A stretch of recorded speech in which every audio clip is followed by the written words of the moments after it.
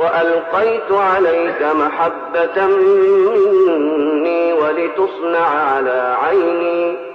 إذ تمشي أختك فتقول هل أدلكم على من يكفله فرجعناك إلى أمك كي تقر عينها ولا تحزن وقتلت نفسا فنجيناك من الغم وفتناك فتونا